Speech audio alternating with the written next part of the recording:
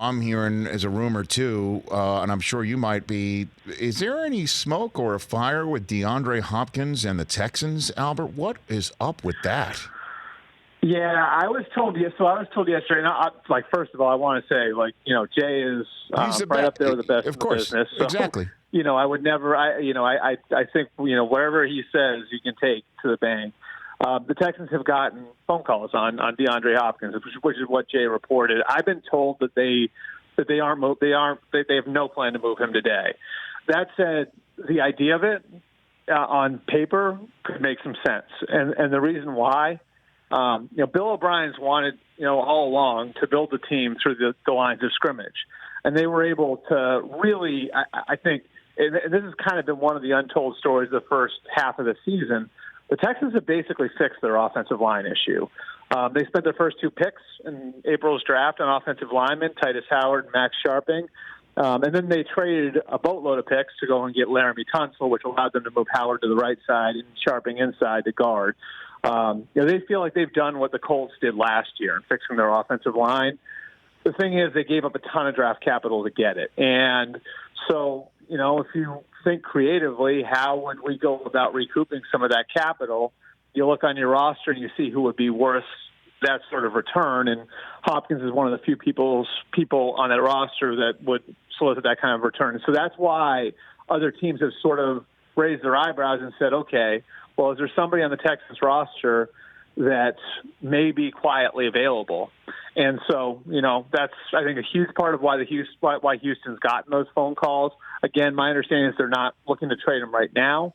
But certainly I think it's one of those names that teams just kind of quietly keep an eye on and, or at the very least thinking to themselves, I wonder if he might at some point come available so they can make up for everything that they lost in the Tunsil trade. No, I know that, but when you get the Tunsil trade to fix your offensive line, it's to give Watson enough time to find Hopkins. That's the whole idea behind it, isn't it? Right. I mean, yeah. Unless Albert, there's something going on behind the scenes.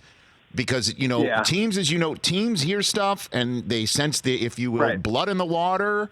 And it's not like I don't know if teams are putting 2 and 2 together about, boy, the Texans really need to replenish their draft choices. Who would be the guy to do it? And let me make the call. They must know that there's something about favor either falling out or something, right? Sure. And I would say this, this was probably July or August. Yep. And I can't remember. Something had happened with the Texans. And I got a text from somebody who's with another team who said to me, watch, Hopkins is next. And I was stunned by it. I was floored by it. I was like, why would they trade the best receiver in the league? Or, whether or not he's the best, one of the 2 or 3 best receivers in football, right? And I was like, why? And just, guy who I was texting with was another team, came with 3 or 4 reasons why, and said, here's why he would do it. And to some degree, it made some sense. And so, what you're saying, I think exists. There is a feeling out there that at some point he could become available, which is why he's one of these guys teams are going to keep trying on. And you know what, too?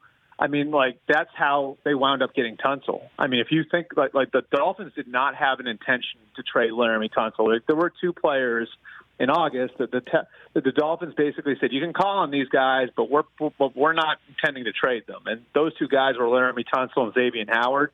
And the Texans just kind of kept coming, and it's like, well, what about this? Well, what about this? Well, what about this? And it eventually got done.